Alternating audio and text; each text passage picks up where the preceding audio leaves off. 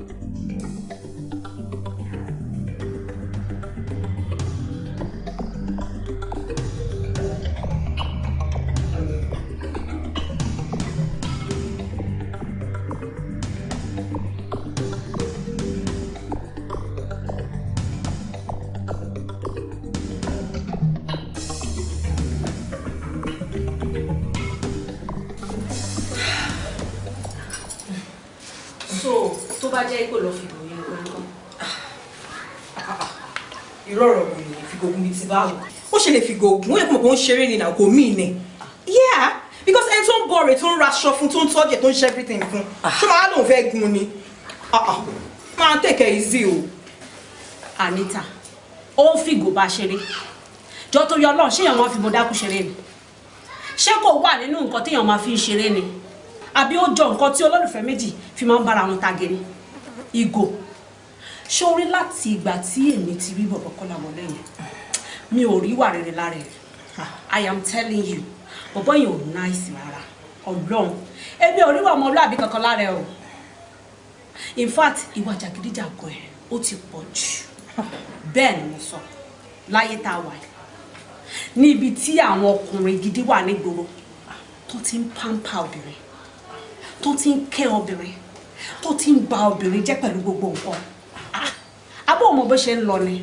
Sórí àwọn obìnrin nǹkan ẹlẹ́gẹ́ ni wà. A fragile gan. In fact, ṣe la dàbí ẹyin.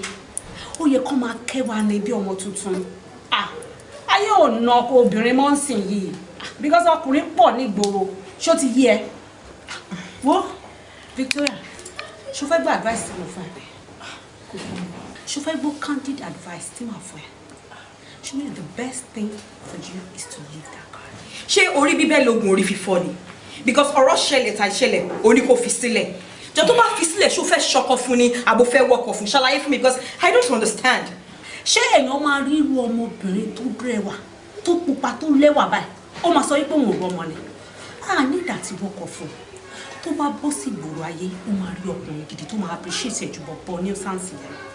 Bẹ́ẹ̀ ni mo sọ fún ẹ. Wo, ṣó fẹ́ gbọ́dọ̀ tẹ́mi fẹ́ sọ fún ẹ? Ṣórí fi rẹ̀ lọ́kàn balẹ̀. Ọdún mi kàn máa sọ fún ẹ ní pé iṣẹ́ tó gbé sórí, try láti gbé sọ̀kalẹ̀. Ṣó ti yẹ? Kó focus lórí bó ṣe fẹ́ rí ọkùnrin gidi. Ọ̀rẹ́ mi, àwọn ọkùnrin gidi wà níta tó ń tọ́jú obìnrin, tó ń worship obìnrin. Ìwọ tó tún wá lówó tó lè fi tọ́jú ọkùnrin. Wo òun ní problem bó ṣe wà because gbogbo nǹkan tó ń ṣẹlẹ̀ kó lè continue báyìí. Pa á lẹ́rìn, pa á lọ́la. Tójú òun ò bá fọ́, rádaràdà ló máa wo. Ìwọ rí ọmọ pupa ní nǹkan kò tí ì gbọdọ̀ fọ́ ọkàn ẹ̀ lára. Gbogbo ayé máa ti rí i. Àjọ tó yọ Ọlọ́run, wọ́n jẹ́ kọ́kùnrin bèrè kan kó wá ṣe é léṣe fún wa. Ṣé o ti gbọ́ kó wọ́kọ̀ gidi ìmẹ́fẹ́ o? Kọ́lá ti fẹ́ lù mí pa. So lọ́rọ̀ kan sì ń ṣá, nǹkan tó fẹ́ kì í ṣe ni kí n fi Kọ́lá lẹ̀. Èmi ò sọ bẹ́ẹ̀ o. But at the same time, tó bá pé solution nìyẹn gẹ́gẹ́ bóun ṣe sọ. Bóyá kò fi sílẹ̀. The only thing tí mo máa sọ fún ẹ ni pé take time ẹ kó o rò dáadáa. Ó má sọ pé àwọn kan ló tiẹ̀ sì rò dáadáa. Kí ni màá fẹ́ wá ṣe báyìí? I love it. Nǹkan tí mo ṣe ní kò think twice nìyẹn. How many times I think about it? What do I do?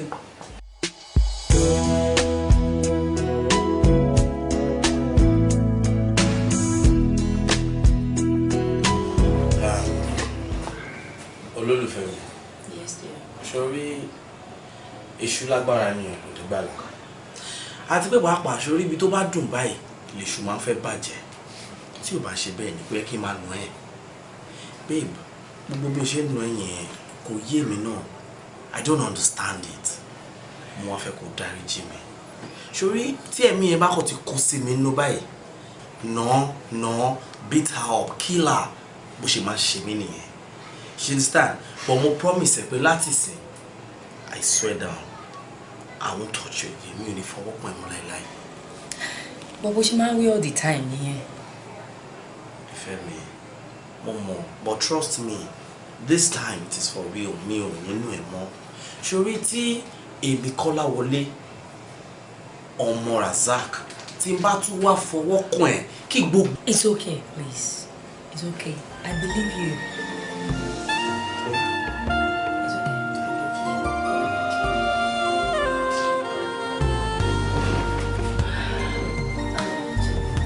Kọ́láwọlé. Kí ló ṣẹlẹ̀ tó ń pariwo orúkọ mi báyìí? Mo ní kí n kó aṣọ fún laundry machine and I decided to check your pocket to see if there's any valuable thing in it. Can you imagine what I found in your pocket? Can you imagine? Kí ló fẹ́ bá lápò mi kọjá bóyá o bá owó àbò bá àgọ́ or something? Condom.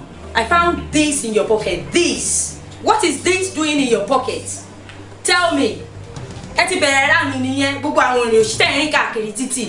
you imagine? What by your she? Are you better today? Surely, gbogbo etikete te máa ń lò yẹn, má lò bí o. Tó bá fi condom sápò mi, má wá máa lo idea pé mo fi síbẹ̀. Excuse me, má fi ni mo mọ jẹ o. Kí ló ṣẹlẹ̀ condom bá lè dọ́dọ̀ bá lè dé náà àpò mi. Wọ́n kọ́ ló lò. So báwo ló ṣe dápò ẹ̀? How did this get to your pocket? Ẹ ti bẹ̀rẹ̀ ránu nìyẹn máa ṣe òṣì káàkiri ìwà àgbàyà. What else do you want me to do for you? What else? Mo ra lé fún ẹ, mo ra mọ́tò fún ẹ. I bought you your phone, a new phone. I've just done some shopping for you from Italy as well. What else do you want me to do for you? Àgbàyà, ìkà, ẹlẹ́dàá mi ló máa dà fún. Jọjọjọ kò shut up ẹnu ẹ. Kí ló ṣẹlẹ̀ gangan náà kí ló dé? Every time wọ́n á dẹ̀ máa remind pé ìwọ ló ń bọ́ mi. Wọ́n máa remind pé ìwọ ló ń kó sínú ilé, ìwọ ló ń ṣe gbá ora gbá fún mi, ora owó fún mi, ora aṣọ fún mi, ora tibí fún mi. Jọ ṣé ìyàwó ni ẹ ṣá? Ṣé wọ́n ni the first person àbí wọ́n ni the first obìnrin tó máa ń bọ́ra kan fọkùnrin ni? Kí ló dé kan náà? Àìmọye ibi láfíríkà tó yẹ pé ọkùnrin máa kàn jókòó báyìí lóbìnrin ló máa ń bọ. Sórí bí ìyá ṣe wà tó jẹ́ pé ó máa ń jẹun ọmọ bẹ́ẹ̀ lọ̀rọ̀ èmi Kọ́lá wọlé mo máa jókòó báyìí mo máa fẹ̀yìntì báyìí obìnrin máa lè máa náwó fún mi ni. Kí ló sọ lẹ́nu? Kí ló sì rà fún mi? Àìmọye obìnrin tó ra ṣípù fọkùnrin, àìmọye obìnrin tó ra helicopter fọkùnrin, ṣó ra helicopter fún mi rí ni? Ṣó ra ṣípù fún mi rí ni? Kí ló rà tó ń jọ ẹ lọ́wọ́? Kí ló rà tó pariwo? Kí ni problem ẹ? Kí ló ṣe ẹ́? O lè sọ̀rọ̀ condom. Ṣé mo délé rí mi wà fún duty mi? Àbí mo dórí ibùsùn rí mi ò ṣojú nǹkan tó yẹ kí n ṣe ni. So nǹkan tí mo ṣe ń ta is none of your business kò pọ̀ ẹ́. Kí ni problem ẹ? Kí ni business jẹ? Really? Yes. Did you really mean everything to something? Doesn't mean mean it. You never told me you're a gigolo. Jigolo ló kà kún bẹ́ẹ̀. Jigolo wá bàbàrà bẹ́ẹ̀ ni kó jẹ́ nǹkan tó bad. Sórí kò sí nǹkan tó burú ní jigolo. In fact, it is something that is everywhere. Kí ló ń bàbàrà ní jigolo? Iṣẹ́ tó dáa ni. Ẹni ẹ tó ká ẹni ẹ ẹlòmíì àtẹ́rọ̀. Kí ni problem ẹ? Kí ló jọ ẹ lójú? Kí ló jọ ẹ lójú? So, gbogbo bí mi ṣe ń fi owó tún ẹ ṣe ń sìn. Àwọn obìnrin mi ló lọ ń ná fún ta. Ta ló? Èmi ló ń fowó tún ṣe. Ìwọ ni now. Ìwọ ló fi ṣe.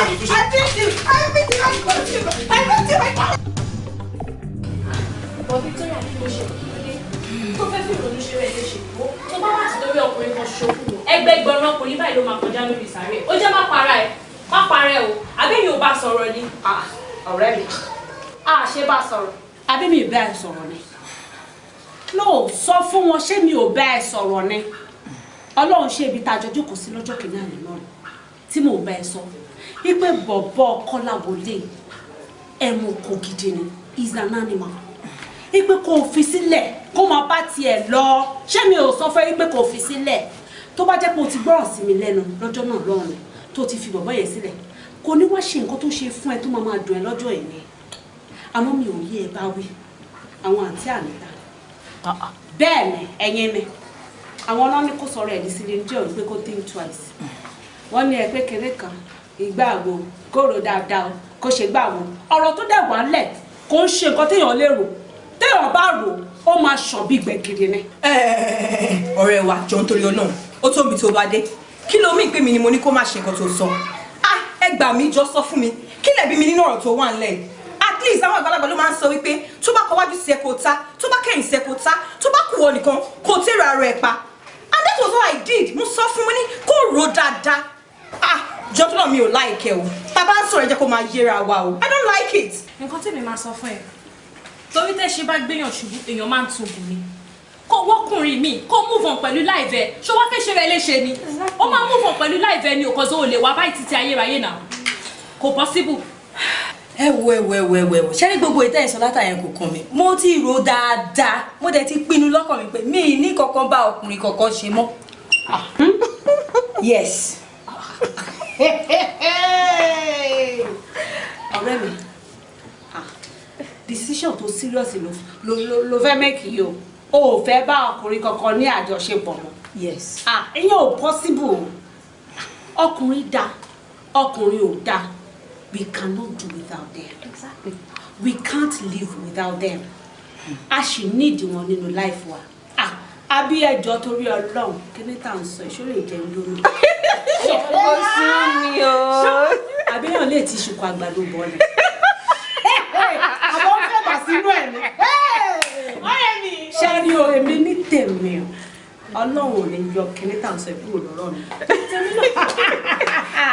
so kò sí bó ṣe fẹ́ ṣe ọ̀rẹ́ mi kò sí nǹkan tó fẹ́ fi kún o. You still need men in your life. You can't live your life alone. So gbàgbé gbogbo eléyìí tó sọ yìí sórí gbogbo pé ọkùnrin fi ẹ́ sílẹ̀ yẹn àdáyébá ni kò ṣe máa ṣẹlẹ̀ ó máa ń ṣẹlẹ̀ ni you just move on with your life. O máa rọ́kùnrin míì tó bẹ́tà ju wèrè yẹn lọ. Àbí kí ni nǹkan tó fẹ́ fi kún? You don't want to have anything to do with any man again. It's not possible. Ọ̀rẹ́ mi, o ṣì ní ìdọ́kùnrin nínú life as in o ní ìdíwọ̀n ní life. Ṣé rí gbogbo ìtẹ́ ẹ̀ sọ yẹn kò kàn mí. Mo ti make decision pé I don't want to have anything to do with any man. Country. Àmì ẹni tí ọba sùn ọ̀nà ló jàun pálù. Ó dẹ̀ ti jàun pálù ara. Ṣé wàá rọ̀rọ̀ tí o sọ́lẹ̀ yìí? Mo ti fi ọgbọ́n ọmọ kékeré tèmi wò. Mo rò síwájú, mo rò sí ẹ̀yìn. Mo wò pé ẹni tó ń sọ̀rọ̀ ẹ̀ yìí wúmà yìí fúnra rẹ̀ ló rò lọ́kàn tó fún ẹ ní káàdì ìwaniwá ní pé kò wó òun wá. Kí wá ló dé tí wọ́n fi ń rò bẹ́ẹ̀ kan bí ẹ̀ẹ̀mejì pé ṣé kò lọ àbí kò má lọ? Àmọ̀ràn mi ní pé kò lọ wá wúmà yìí lọ. Tó bá dẹ̀ jẹ́ tí owó mọ́tò tó fẹ́ fi lọ lòun èmi ti ṣe tán mo volunteer máa fún ẹ ní 500 naira. Tó dá mi lójú pé tó bá dọ́dọ̀ wúmà yìí ó ti ní nǹkan kan lọ́kàn tó fẹ́ ṣe nínú ilé ayé ẹ̀. Tó bá débẹ̀ tó ṣàlàyé fún pé iṣẹ́ organizer tó ń ṣe yìí kò tẹ́ lọ́rùn ó lè bẹ́ẹ̀ wáṣẹ́ mi láti bẹ̀ ìwọ náà lọ nìyẹn. Nǹkan tẹ́ ń sọ lọ́rọ̀ kan òun ni wípé kí n lọ sọ́dọ̀ woman yìí. Àmọ́ ẹjẹ́ àtúrò báyìí o tí bá dọ́dọ̀ woman yìí tó bá bẹ̀rẹ̀ sí ní máa fojú tẹ́ńbẹ́lẹ́ mi nǹkan. Ẹ̀yin náà mọ̀ pé wọ́n sọ pé òkèlè gbígbẹ pẹ̀lú ìfọ̀kànbalẹ̀ ó sàn ju wúrà àti fàdákà pẹ̀lú kí ẹ̀mí èèyàn wà lókè lọ. Àbọ̀rọ̀ mi ò yé èmi ò ní fẹ́ nǹkan tó yẹ kí n máa lọ bẹ̀ wọ́n máa embarrass mi wọ́n á máa ṣe mí bákan wọ́n á máa ṣe mí bí ọ̀dẹ̀ bí ìpínyìn tiẹ̀ ní làákàyè lórí ìtorí pé yóò lówó lọ́wọ́ ẹ̀rù ń bà mí ẹ̀jẹ̀ àrò dáadáa. Kí ló ń jólówó ṣọmọ pé tó o bá ti lọ síbẹ̀ báyìí tó o bá ti dolóríire àwa náà ti dolóríire nìyẹn ókè ó náà máa fún ẹ 500 máa add 500 mọ́ fẹ́ ó jẹ́ 1000 ìgbọ́dọ̀ fẹ́ nìdí sọ̀rọ̀ náà. Tẹ́ bá sọ pé kí n lọ ìgbà wọn ní 500 tiẹ̀ máa rẹ́dì. Ó tiẹ̀ ti wà lẹ̀ 500 wo nǹkan tó ti wá ṣẹlẹ̀ nígbèsí ayé yìí ni pé tẹ́dà bá máa là báyìí Ọlọ́run kàn máa là náà bí kan. Bẹ́ẹ̀ni. Ṣùgbọ́n tí yóò bá lọ síbi ilẹ̀kùn yẹn èèyàn kàn máa wà lójú kan tí èèyàn máa fi kú. Tó máa yí. Tó máa yí ni a máa yí bí odò wo ayé tiẹ̀ ó wọ́n ti yí ẹ̀kan náà lọ tí wọ́n fẹ́ ràn án lọ́wọ́ pẹ̀lú bọ́ì kan tí ó padà lọ tó jẹ́ pé bọ́ì yẹn ló padà lọ tó dẹ̀ mú bọ́ì yẹn lọ sílùú òyìnbó ká ló lọ gbà yẹn ni a ti wà ń lu òyìnbó báyìí. Nǹkan tèmi wá ń sọ ni pé Ọlọ́run máa ń rányàn síyàn àwọn èèyàn yẹn ní bí ilẹ̀kùn tó bá lọ bá wọn wá ṣí tẹ́lẹ̀ yìí bá wá jókòó tó ń ṣẹnu wọ̀ṣọ̀wọ̀ṣọ̀ 500 naira tí ó ní lọ́wọ́ tó fẹ́ fún ẹ gan kò ní o ó jí lọ́wọ́ mi ni o mo kàn sẹ́ńpẹ́ ni mi ò mọ yàrá wà kọ́tà. Má lọ má jẹ́ kí n tọ́ ẹ olórí burúkú ni ó mọ̀ pé òun ló kó bá mi nígbà yẹn ká ní pé nǹkan tí mo béèrè lọ́wọ́ ẹ̀ nígbà yẹn kó dá mi lóhùn ṣé mo gbé mi náà bá ti dúró Amẹ́ríkà má wo títí ẹ o 500 tí mo ní máa fún ẹ nísìn. ẹja lọ wá lọ sílẹ̀.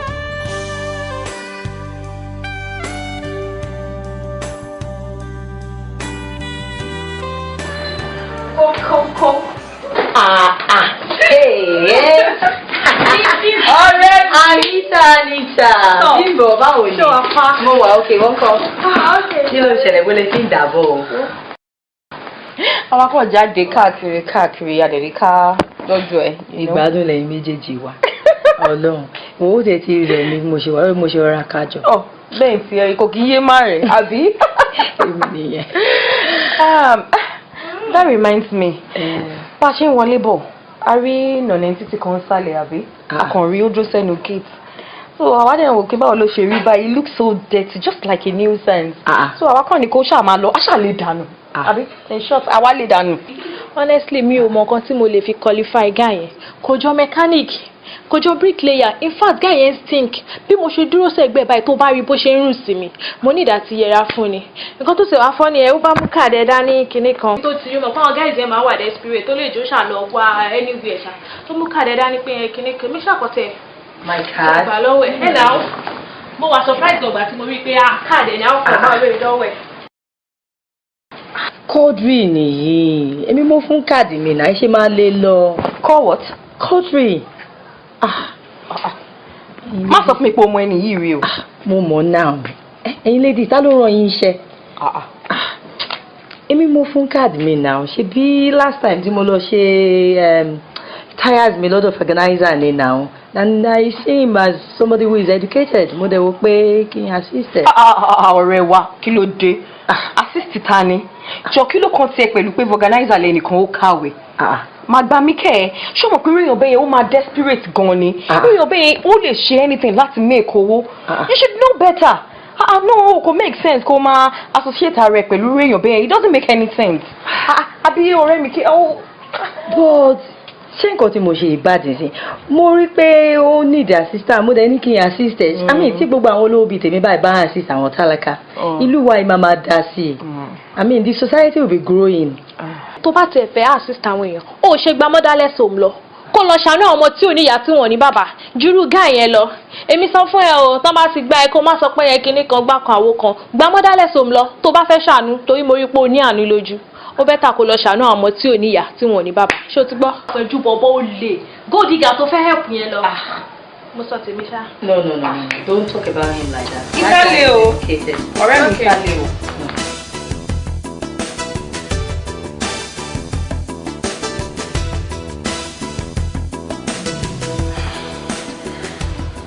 I'm so sorry for how my friends treated you the other day. It's alright, ma. Mi ò bínú. Ẹ dẹ̀ ṣe fún aṣọ àti owó tí ẹ ṣe rán driver yín sí mi. Ẹ rí pé rẹ́gí ló ṣe lára.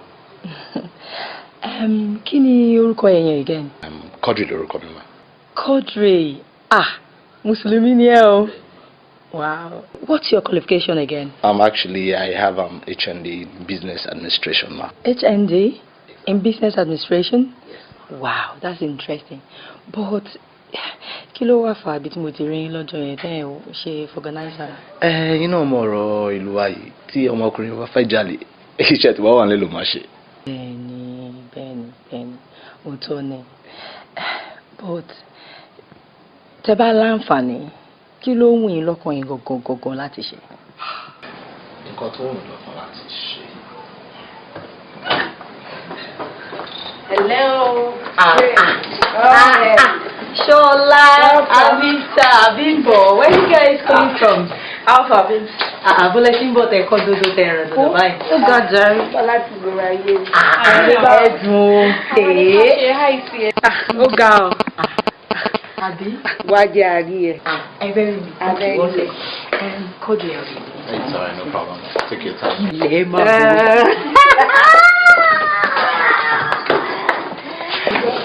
Hi. Hello. How are you doing? I'm funny. Well, my name is Anita. And you are? I'm Quadri by name. Oh, nice to meet you. Well, try use my name. Already big Mimi. In fact, we are very, very close. Oh, nice. Pleasure is mine. Ibo lè ń lọ ìdúró. Ṣé kí ló dé ṣé kò sí? Who is who? Àṣírí ọkùnrin tó wà nílé tó fún ìbò ṣe nínú ọ̀gá. Why you laughing? Ìméjì lè pa mí lẹ́rìn-ín. So, ọmọkùnrin yẹn ṣe é rí mọ́ yàn.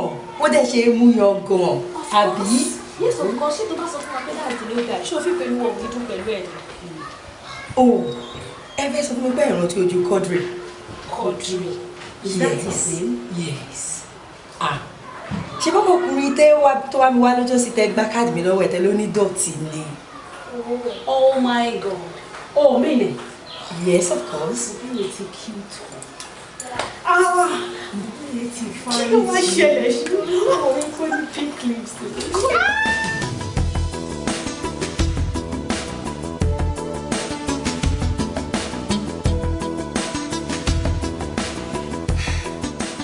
Ẹ wò, mo máa bímọ, ṣùgbọ́n mi ò fẹ́ kọ́kùnrin kankan bá mi lájọṣepọ̀. Báwo ló ṣe fẹ́ ṣe? Ìyẹn ò lè. Ẹ wò aunty, I have a doctor friend that will explain everything to you. Ẹ gbà mí lọ́wọ́ ọmọdé yìí. Èèmọ̀ rẹ o. Ọ̀rọ̀ burúkú ò lọ sọ jáde. Kí ni ìtumọ̀ gbogbo eléyìí? Bẹ́ẹ̀ni, èèyàn lè ní oyún láì ní ìbálòpọ̀ pẹ̀lú ọkùnrin. Ayé ọ̀làjú la wà. There are different methods. One of them is IVF.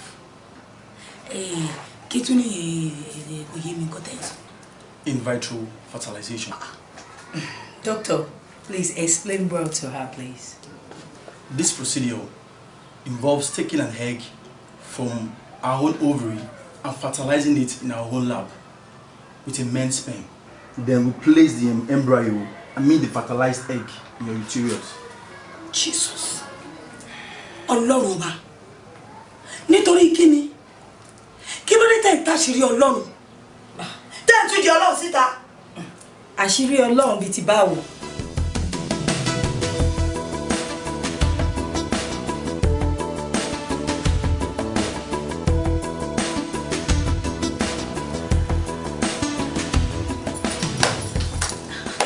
Victoria.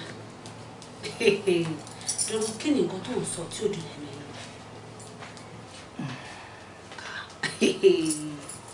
Ṣé o fẹ́ máa tú àṣírí Ọlọ́run wò ni? In fact, kò ń ṣe pé o fẹ́ máa tú àṣírí Ọlọ́run wò nìkan ni.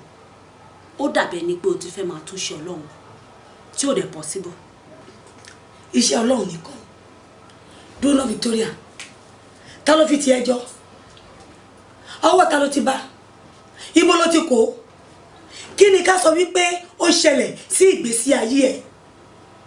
Àṣẹ Ọlọ́run ni wípé kí ọkùnrin àti obìnrin kí wọ́n jọ ṣe pọ̀, kí wọ́n bímọ. Bẹ́ẹ̀ni. Not the other way round. Kí ló fẹ́ fi kún? Kí ló fẹ́ fi ṣe? Dúró, ṣó fẹ́ máa lo kárọ̀tì àbí kùkùmbà?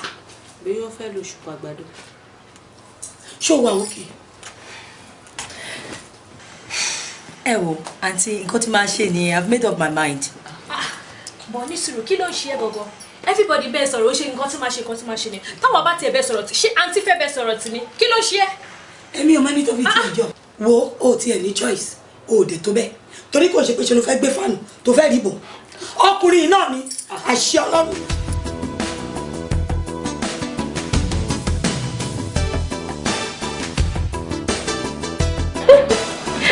Oh my God. Quadri. Surprise!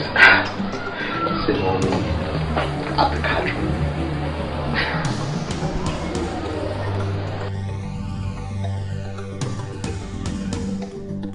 Honestly, I'm totally lost. Like seriously, I'm so confused. Kò yé mi mọ́. Quadri ti yàtọ̀ sí nǹkan tí mo rí the last time. Àti wípé kí ló wá ṣe ń bí? That is the question. I had a plan. Quadri, I actually called you here for something very important. Okay. Before then, but she will go around traveling documents. Thank you very much, ma. Thank you very much. You know me to go. I'm so happy. No, I'm happy. I'm so okay. It's okay. I know you'll be very excited. But I need something in return. Anything. Sherry, Esha Olan, Kebiri. Are you sure? King Kontebabiri for my chef. Are you sure? I am 100% sure, ma. In that case, but before you travel, I would like you to drop that thing for me. Esha Tibiri. Anything, my chef. No problem. Money there to her. I mean, you smile. Nice one. Yeah.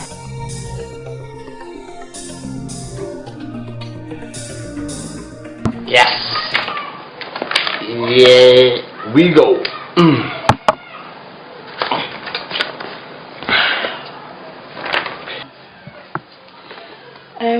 Quadri. Yes. Sperm to be seen last time did not work. How come? Well, I don't know, me and I'm not a doctor. It's alright, you just make the necessary arrangement. I'll be there to spam again. And mo notice pé ìgbà tó ń sign document nsìn o tí ẹ wo content wà nínú at all. Well, actually, I do not need to go through it. And secondly, mo ní àsìkò yẹn. I don't have time. Well, I will let you know what's in the document because you need to know. This document states that you have no right, as in no right, láti wá claim any ọmọ anytime. It's alright. Oh, that's fine. That's fine by you. You can. As you can see, I'm on my way out. Oma for me like 5 to 10 minutes because fiancé me, Oma Todebi. I told her where I am already. So 5-10 minutes wouldn't. Fiancé or? Come think of it. Yeah, no doubt. And I met the sweetest girl in the whole wild world. I met my sweetie pie, my sweetheart. So what do you think? Will leave me now, will motto me. With that period of time, how could I have accomplished that? All thanks to her, So 5 minutes, she's definitely gonna be here. Baby. Yes. I'm just so tired. This country is too hot. Me, but shame cold. I said it's not even enough that the country is hot. You want to see terrible traffic. Can you do it so long? Do you know how long it took me to get here? Sorry. Sorry. I'm wonderful. Meet my cousin, Vicky. Vicky, meet my fiancée, Julie. Cousin? Yeah, my cousin, Vicky.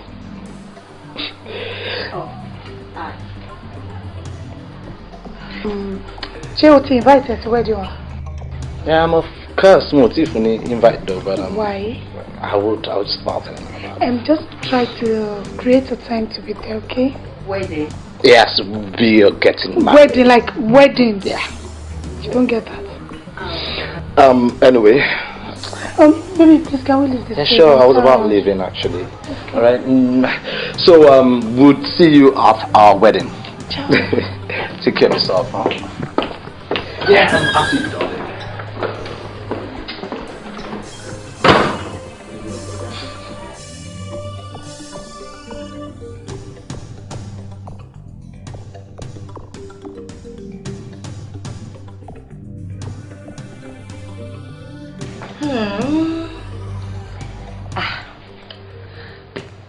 So, Kodri is getting married. He's getting married. Kí ló ṣẹlẹ̀? Jọ̀ọ́, kí ni tiẹ̀? Because I don't get it. Honestly, báwo ló ṣe kàn ẹ́? What is your own? Àbí ṣé ó sọ wípé òun fún ẹ látọmọ gẹ́gẹ́ bí àdéhùn yín ni? Rárá o, kò sọ bẹ́ẹ̀ o. So far tó bá jẹ́ wípé ó ti lóun máa fún ẹ látọ̀, kò sí wàhálà now. After all, wọ́n ló sọ wípé ò fẹ́ lẹ́nìtìn bọ́kùnrin ṣe mọ́. Àbí o ti change mind all of a sudden ni? Well, àtọ̀ ẹ̀ nìkan ni mo need, òun nìkan ni mo fẹ́. So after then, tó bá òun kó lọ fẹ́ Miss World or whosoever, I don't care. Exactly. But bó ṣe kọ́kọ́ sound yẹn, ó ṣe ló ń ṣe bí pé ó dùn ẹ̀ gan. No, kò dùn mí o, kàn sọ náà. Alóhun kan wá sí mi lọ́kàn bí mo ṣe ń fojú rí ẹ̀. Kí ló rí náà? Orin yẹn ni èmi la ò ìyíyọ̀ sí gẹ́gẹ́ èmi la ò ìyíyọ̀ sí bá a ti fẹ́ orí bẹ́ẹ̀ náà lórí èmi la ò ní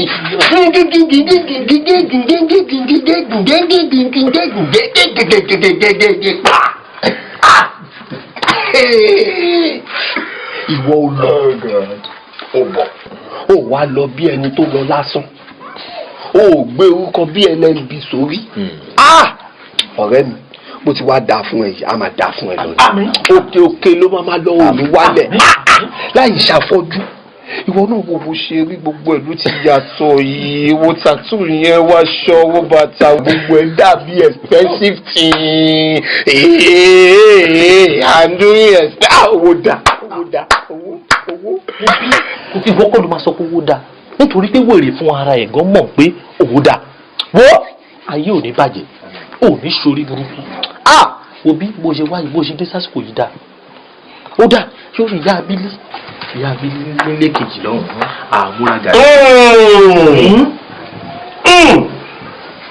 Sórí problem kan ni mo ti face. Sórí àtìgbà tó ti lọ nǹkan kan kan mi lóminú. Nǹkan máa ń bà mí nínú jẹ́ gbogbo ìgbà ni. Olórí burúkú yìí 500 tó ń fún ẹ. Style ló máa fi ń béèrè ẹ lọ́wọ́ mi. Ní pé pẹ̀lú interest lòun máa fi gbà padà. Ṣùgbọ́n gbogbo ṣe wá rí báyìí. Ọlọ́run ti ṣàánú ẹ. Ọlọ́run ti gbé ẹ ga. Wọ́n mọ̀ pé ó máa fi owó fún gbogbo mọ̀lẹ́bí wọn ṣe ni. Àwọn ìṣẹ́rì.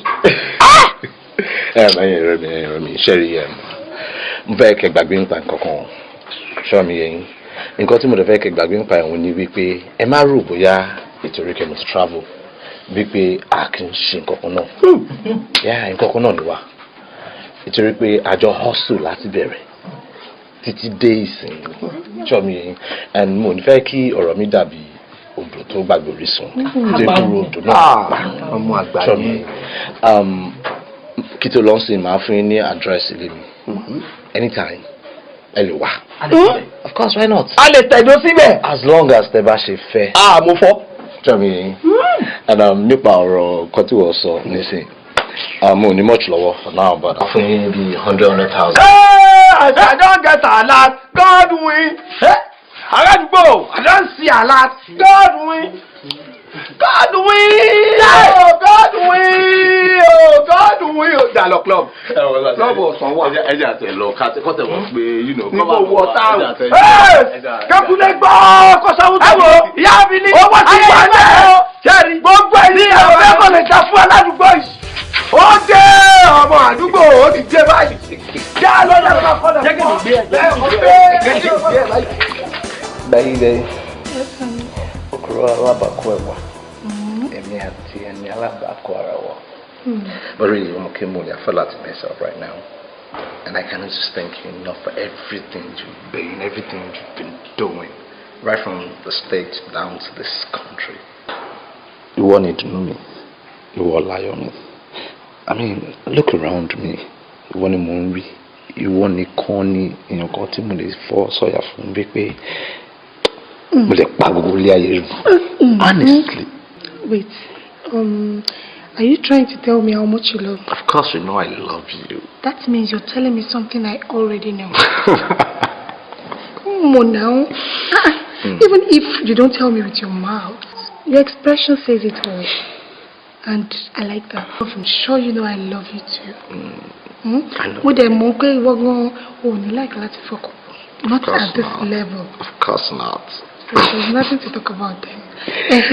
But if first of all, I know. Yeah. I've paid the printers.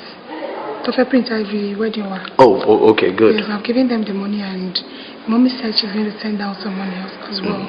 Okay. So you don't have to show my stress and rain. Surely wedding why just leave everything. Just a man be sorry don't worry about it. I believe you, darling. Thank you so much. You're welcome. And baby, one more thing. Baby, I don't know how convenient it is for you, but Monilo 1 million naira. I mean, added up to the money with me, Mufisai fish on coco. Just really, you don't know how convenient it is. Kill our phone. Of course, your 1 million in your account will affect anything now. Wow. You still have enough money to spend, so it's cool. Thank you so much, darling. You're welcome. Thank you. No. Honey, please, can you just give me this time? It's all your style. Come here. No, love you too, darling. Love you.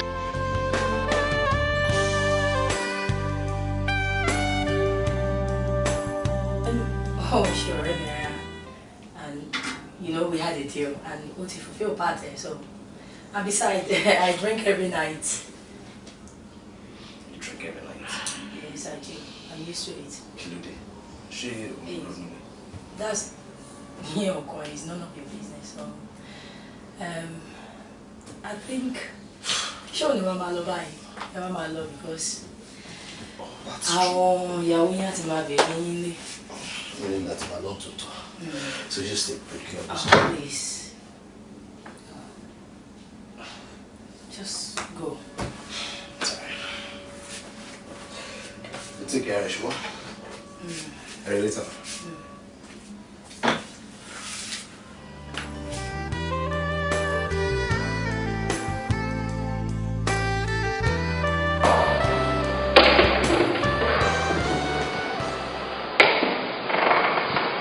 Baby. So, how are you?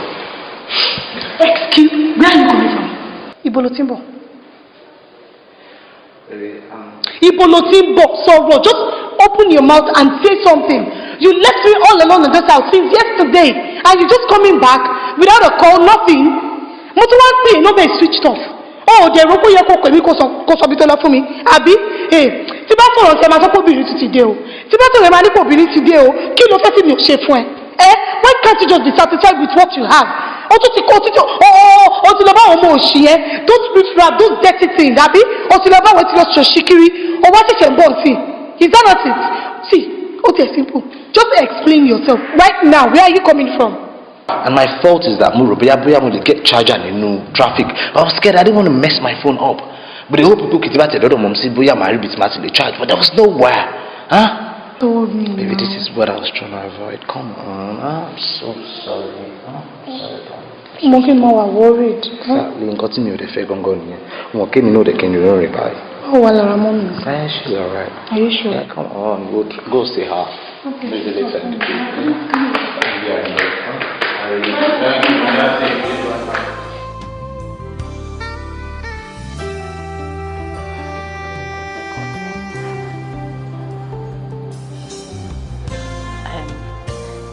Hello, Kodri. Báwo ni? I'm fine, thanks. Ọ̀la ni birthday mi ni.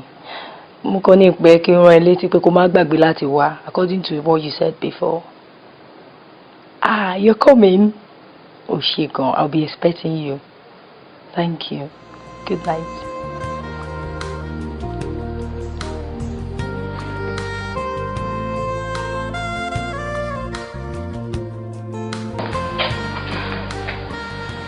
Ọ̀rẹ́. Yes. Mo notice pé throughout party ẹ̀ o rẹ́rìn, o ṣeré, iṣẹ́ ló kàn dìkúkú di kaka. Tó yẹ jẹ́ pé orí ẹ̀ lókun tá ń bẹ fà. After all, you're the birthday girl. But iṣẹ́ ló kàn wà moody, o tí ẹ̀ ṣeré. Kí ló ṣe ẹ́ gan-an? Tẹ́nìtì bá ń bọ́ dẹ̀, wàá sọ fáwọn tá a jẹ́ ọ̀rẹ́ ẹ̀. A lè má mọ nǹkan tá a máa ṣe sí. Wo, Anita, kò sí nǹkan kan. Kò sí nǹkan kan. Ṣìbá ti ṣe bẹ́ẹ̀dì ọ̀hún, ó ti tán, oníkálukú ti lọlé. Wọ́n náà wà máa lọ. Kí n máa lọlé? At what time of the night ni kí n máa lọlé? Ṣé òun mú mi ṣeré ni? That's a lie. Irọ́ ló ń pa. Ṣé o rí? Èèyàn méjì ò kì í pàdánù irọ́ o. Tí ẹni tó ń parọ́ fún òbámọ̀, ẹni tó parọ́ mọ̀ pé òun ń parọ́. Jẹ́ n sòótọ́ kan fún ẹ. Ìgbà tó fún mi ní fóònù ẹ̀ tó lọ sí convenience, mo check call log ẹ̀. Mo dẹ̀ rí wípé Kodri ló pè throughout. In fact, about 25 calls or more. Kò dẹ̀ gbé kankan because gbogbo ẹ̀ ni mo check. Ó jẹ́ wọ́ọ̀bù ká dáṣọrú ẹ̀ sàn nǹkan tó ń ṣe ẹ́ o. Wo ṣe nígbà tí mi ò rí Kodri níbi birthday náà ni mo dẹ̀ pé. Nígbà tí ó dẹ̀ ti gbé fóònù, mo tẹ̀ fipò sọnù bóyá kò mọ̀nà tẹ́lẹ̀ náà ni. Bọ́ gbà tí mo dẹ̀ ti pé tí ó gbé fóònù, mo rò pé ó ṣàyẹ̀ pé mi pé mọ́. So I'm very sure you are in love with this guy. It's written all over you. In fact, you can't even hide it anymore. Ó ti ń affect emotions ẹ. Love sha. Should I think me love sha? You see, this heart is close to every man. I can't love any man, not even Kodri. Indeed. Oh, what's he doing? Oh no, son. I don't know about you. Vic. Should I fi mí lẹ̀ sórí ìjókòó ni? Yes. Hey. Wonderful.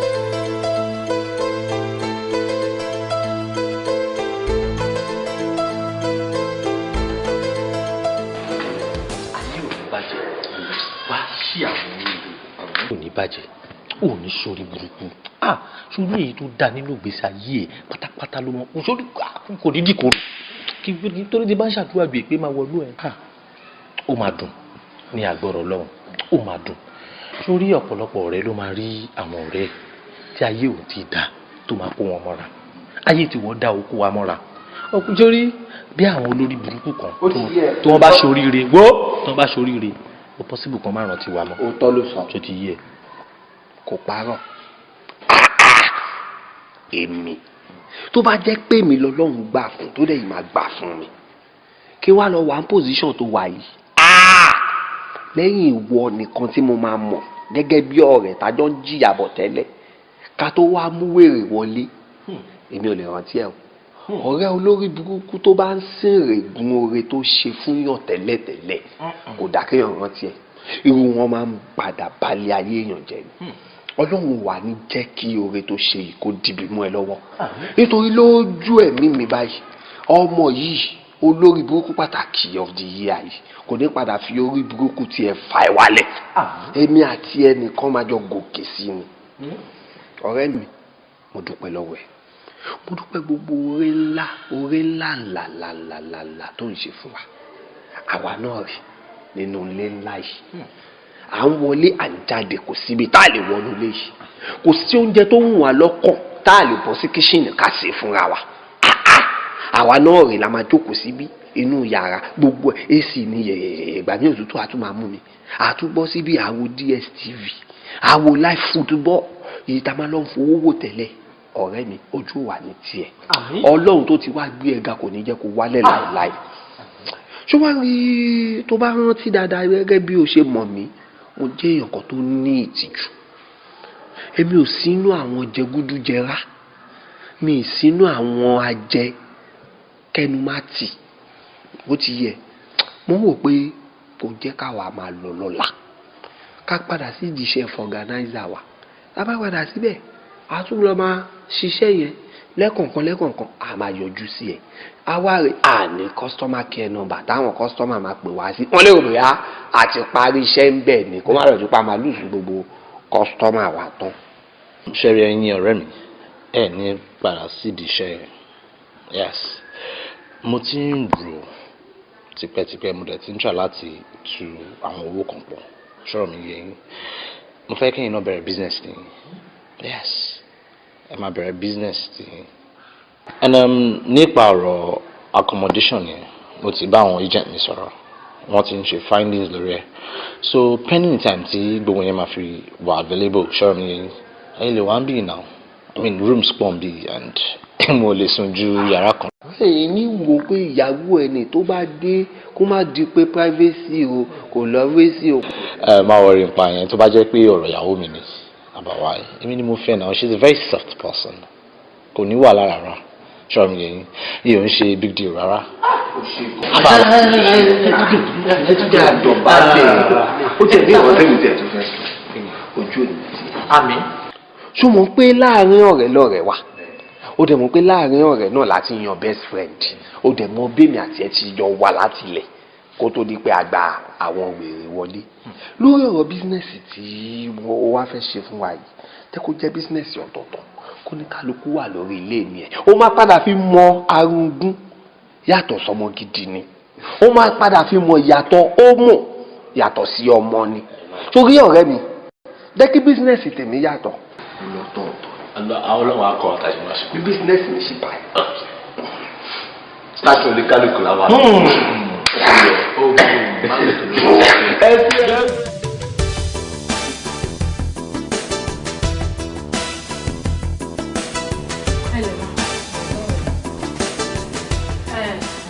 àwọn bọ̀dà kọ́dírì wà ń ta àwọn náà fẹ́ rí i. Kọ́dírì? bẹ́ẹ̀ ni mà. kí ló bá rí mi fún? ìyẹn ni mi wà lè sọ ohun.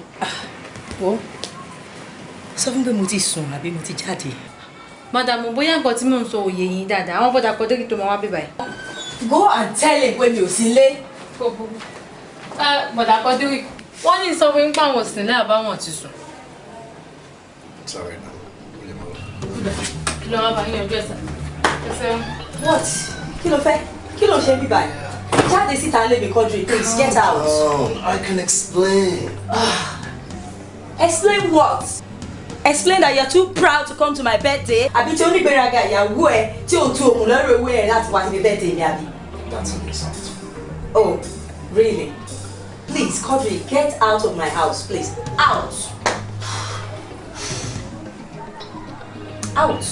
Please. Just calm down. Huh?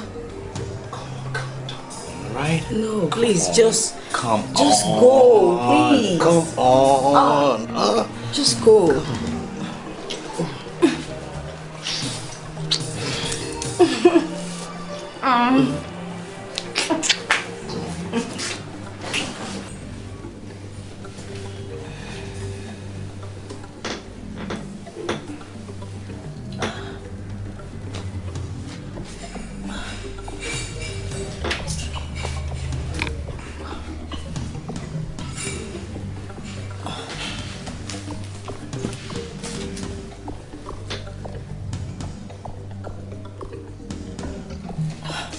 It's not tally.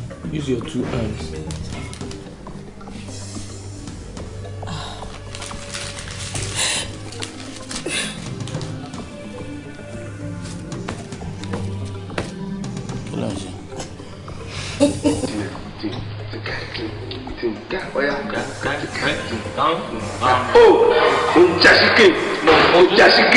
Gbogbo ẹ̀yin ọ̀tá Ojasike ẹgbàá pé bó ṣe ṣẹlẹ̀ mo sílẹ̀ mo bá mi mo sílẹ̀. Kí ni mo rí? What on earth is this? What's the meaning about this? Kí ni gbogbo rubbish tẹ̀ ṣe yìí? Kí ni no wait ibo lẹ ti wá? Mo bí mi sí ibo lẹ ti wá òun sọ fún mi bẹ́ẹ̀ ni ẹ wá látọ̀dọ̀ yìí. Kí ló ṣe ń tẹ̀sí ní ajá báyìí? Ń gbèsè ayé olóyún kan ló sọ̀rọ̀ ó dẹ̀ pè mí ó ní first of all introduction. Kọ́ tó ṣẹlẹ̀ ni pé ṣé mímí tẹ́ ń wò yìí èmi gangan lọmọ tó ń sọ tẹ́ bá lọ sí www.omotonsọ.com èmi ni mo wà ń bẹ̀ orúkọ tèmi ni Sule ẹni tó dẹ̀ wà bí pẹ̀lú mi ni. You must be a madman. Mo ń bí yín pé bó lẹ ti wá ṣé ẹ fọ window wọnú ilé ni or báwo because I don't get it. Mi ò rántí pé mo pè fún house help or anything. So where are you guys from? Where did you come from? What's the meaning of all this? Nínú ilé mi ẹ tí wọ́n jókòó sí sitting room mi ẹ ń jẹun bí animal ẹ wọ́n bẹ ṣe ń jẹun. Àwa ni ẹni tí ó wà pẹ̀lú ọkọ yín láti kékeré àjọ wà ní ọ̀rẹ́ ọkọ yín ni wa. Quadri tèmi ẹ̀yin ọ̀rẹ́ Quadri my own Quadri never that can never happen. Kò possible ẹ̀yin ọ̀rẹ́ ọkọ mi ẹ̀yin this dirty looking thing ẹ wọ́n bẹ ṣe rí ẹ̀yin nuisance yìí ẹ máa jẹ́ ọ̀rẹ́ ọkọ ti tèmi. Kò tí yé mi so ó máa dé tà kẹ́tọ́ ibi tẹ́tí wá or else I'll call the police and I'm serious about it. Ẹ lè pè wá ní foolish ẹ lè pè wá ní idiot but kò sí bó ṣe lè jẹ́ àwa náà ṣì ni ọ̀rẹ́ ọkọ yín ọmọ tó ń sọ www ẹni tó ti lọ sókè tí ò ní wálẹ̀ mọ́. Advice kékeré tèmi ní fún yín rè ẹ má bu àjìnà àwọn èyí tẹ́ ti bú wa ẹ jẹ́ kó mọ̀ bẹ́ẹ̀ because àwa gangan ní bàbá ọkọ yín níjọ́ tí ọkọ yín bá fẹ́ lọ dọ̀bálẹ̀ àwa tá máa jó kúlúkúlù ṣẹ́ wọ̀wọ̀ tí bá lu ẹ̀ṣẹ̀ kọ́ńkọ̀ lẹ́yìn rẹ̀. Ok, òun lè máa sọ délé dáadáa torí pé iṣẹ́ fọ́gá la ń ṣe pẹ̀lú ọkọ yín tẹ́lẹ̀. Máyì débẹ̀ máyì tí ìjẹ́ kó débẹ̀ mi kàn fẹ́ yẹ kẹ́ mọ̀ ní iṣẹ́ tájọ ṣe láti kékeré tá a fi dàgbà tó fi di pé Ọlọ́run gbàdúrà ọkọ yín ṣe rí di fọ́gá yẹn níbi tí ọkọ yín ti ń ṣiṣẹ́ òun lọ́lọ́run ti gba ẹ̀ẹ́pù ẹ̀ tó fi di pé òun náà dèrò lóyìnbó. Just keep quiet, okay? Any sort. Nǹkan tí mi ò understand is kí lẹ mean by fọ́gá? Because I don't understand what that means. So what do you mean? Can you just explain better? Pé fọ́nrínà làwọn wọn lè tètè gẹ́ẹ̀tì ẹ̀ ó lè jẹ́ pé nǹkan tó ń pè lọ́dọ̀ tí yín kọ́ nìyẹn ṣé wàá rí fọ́gá yẹn it can be defined as ẹni tó gbé mọ́tò sọ́nà tó ń lọ bó ṣe rìn wá síwájú díẹ̀ ó pàdé Ádámù ẹ̀dá ọmọ aráyé òun nìṣó tó gún táyà tó páàkì ṣé wàá rẹ́ni tó nà sùwà tó tì í bọ̀bẹ̀ tó ṣe tí táyà fi gbéra padà òun ló jẹ́ fọ́gá iṣẹ́ táwa ń ṣe nìyẹn.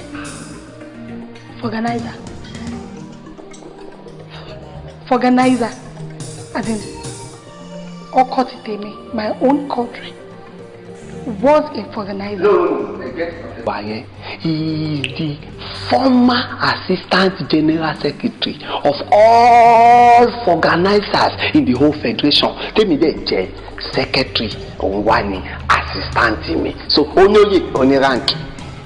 Hey, Okotitemi for organizer. Never. Ko possible. Okotitemi for organizer. Already to see ẹ̀yin. Ẹni àwa lọ rẹ fọgà. Nǹkan tó wá ṣẹlẹ̀ ni pé ẹ̀yin lè máa gbọ́ o. Ẹ má bínú, ẹ má jà. Àgàgà tẹ́ bá wá ṣàgbò wa táwọn èèyàn bẹ̀rẹ̀ sí pé yín ní ìyàwó fọgà. Ìyá kódà ẹni tí ń wọ aṣọ tí máa rà fún yín tí máa customize ìyàwó fọgà. Ẹ̀yin kò sọ bẹ́ẹ̀ dédé tí máa kọ sẹ́yìn ẹ̀ lọ. You guys are driving me crazy right now. Are you telling me pé ọkọ ti tèmi ó ṣe fọgà? Former fọgà. So ẹ̀yin ni ìyàwó former fọgà. Ìyẹn ni ìyàwó fọgà. I mean, that was my past. That's just my little beginning. Really? Yeah. Your past. Your past tí o mọ̀ kó yẹ kó ti sọ fún mi tipẹ́tipẹ́ àbí bẹ́ẹ̀ kọ́? Your past. Oh, so o fẹ́ sọ méjì eléyà láàrin àwọn ọ̀rẹ́ mi. Kí gbogbo àwọn àjọ wà kó máa ní ọkọ tó fẹ́ o ti ṣiṣẹ́ fọ̀gánáìzà. Kí ni mo sọ? Wọ́n tún wá pè ní fọ̀gánáìzà. Wọ́n ní pé fọ̀gá. Ìkànnì ẹ̀ o, and you're a very wicked guy. After all I've done for you, pẹ̀lú gbogbo owó mi tí mo ti fún ẹ, kí ló fẹ́ tí mi ò ṣe fún ẹ? Pẹ̀lú gbogbo yẹn, ó wá rò pé ìkà ló yẹ kó fi sọ fún mi àbí? O fẹ́ sọ mí délé láàrin ẹbí láàrin ọ̀rẹ́. Àbí bẹ́ẹ̀ kọ́, wọ́n kò tiẹ̀ lé kò dìjà mú. Just leave my house because I'm no longer interested in all this marriage of a thing or whatever you call it. Leave my house. Ṣé o ti gbọ́ mi? Wọ́n ní pé kò bọ́ síta kúrò ní inú ilé mi. Mi ò ní interest mọ́. Kí ló fẹ́ sọ? Now, our wedding is just in a few months. Mo ní pé kò kú èrè kó bọ́ síta kúrò nílé mi. Ṣé mo kí mo rọra sọ fún ẹ sí? Mo rọra sọ fún ẹ sí. Ṣé ìwọ ò mọ̀ pé past èèyàn nínú present relationship tó bá wà, ó máa ń sọ past ẹ̀ fún past ẹ̀ sí so that she or she can be prepared for whatever comes up. Ó mọ̀ bẹ́ẹ̀, brain mi ò sọ fẹ́ kókó ti sọ fún mi. Ibi ìwọ ló kọ́ ṣe fọ̀gánáìzà. Oh my God! Ṣé pé ìwọ onídọ̀tí ẹ̀yin ọmọ táníkà rádaràdá owó ṣe rí ìwọ ló ti ń gorí mi láti ọjọ́ yìí fọ̀gánáìzà mi ò believe. Just get your things and leave my house. Leave my house! Mo ń sọ fún ẹ o. Hey! Mo ń sọ fún ẹ o. If you take a step further, kúrò níbi tó wà yẹn. Máa fi ọlọ́pàá sí ẹ. Mo dẹ̀ máa jẹ́ kó yé wọn pé o lè ní ẹ. O ò dẹ̀ kí n ṣẹ̀ṣẹ̀ wá sínú ilé mi wá jí ìkù. So leave my house. Mo ní pé kó wá síta. Mo ń sọ fún ẹ o. Leave. Hey, Kadri, I'm telling you, just leave this house now, peacefully, without war. I will call the police. I'm not talking about it. Mo ní pé kó.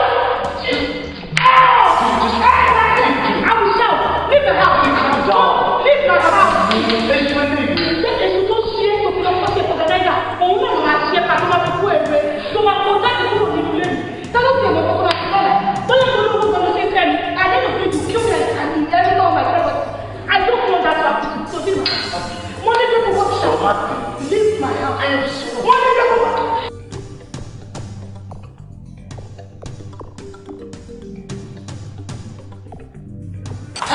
Nothing. No. Ṣé oúnjẹ mi ti ready? Bẹ́ẹ̀ ni màmá ní kí n sọ fún yín kó jẹ yín ti ready. Ṣé n sáàbẹ̀ sínú ilé ẹ̀fín ti wá? Ìta ti dáa. Ṣé n tí. Bá mo kò di ọṣẹ. Ìyẹn náà ti tó ọṣẹ.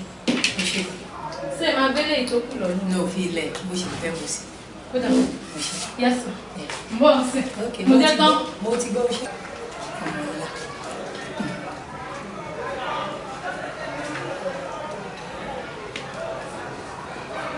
Ẹ mọ́ tì mí gbọ̀ngbọ̀n. Ẹ mọ́ tì mí gbọ̀ngbọ̀n. Tani ẹ? Kọ́dìrì. Ẹ má tì mí gbọ̀ngbọ̀n o. Bàbá. Long time no see. Ojú tó rí yín ti pẹ́ o. What? Kí ló dé? Kí ló ń wá? Yeah? What do you want in my house? Vicky, Moabe, I'm sorry. You think I take my friend?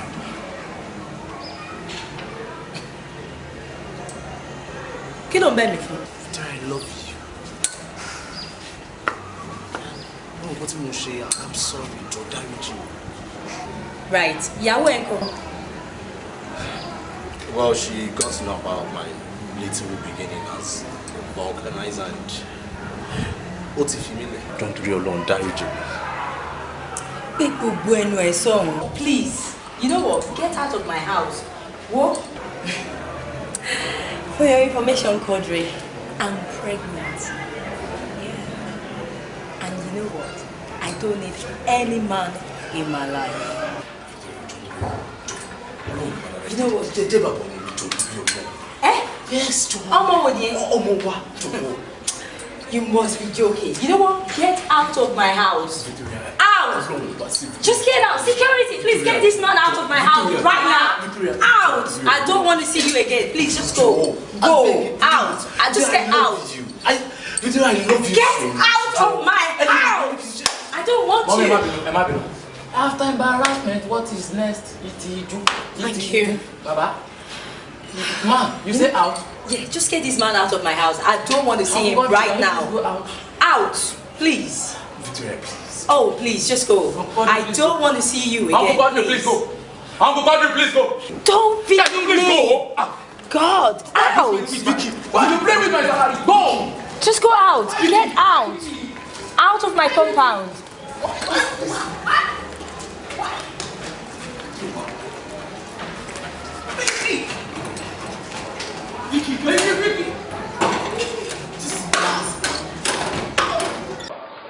Sorry, inú mi ń dùn gan. Olúwa ṣeun. Nǹkan tèmi sọ lélẹ̀. Ọ̀nà tẹ́lẹ̀ gbà ṣe, ó rí pé better. This is beautiful. Nǹkan tí wọ́n ń pè lórí Ọlọ́run lélẹ̀.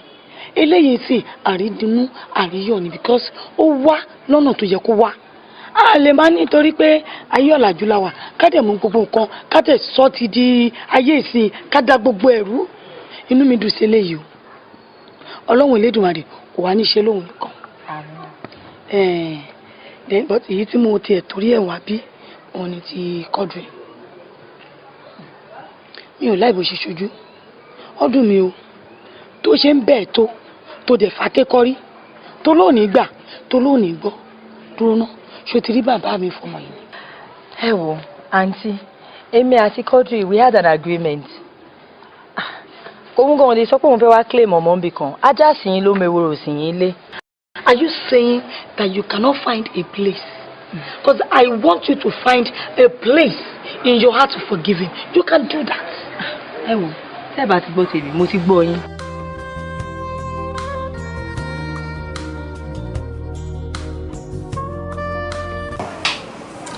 Baby, Yes, dear. I want you to know that I'm going to love you till the last drop of the blood of my veins. Chiri, mi ò ní ever jẹ́ kí o kábàámọ̀ wípé o fún ọkùnrin mi ní chance ní life ẹ. Are you sure? I am sure on my life. Are you sure you won't make me regret all the things I've been through in the past? Maybe all those were in the past. This is now. Alright, Joe. We need to go for me.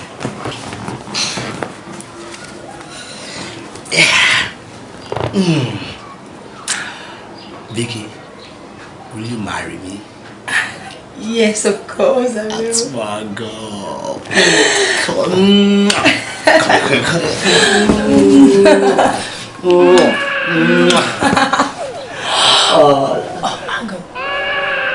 She, come on.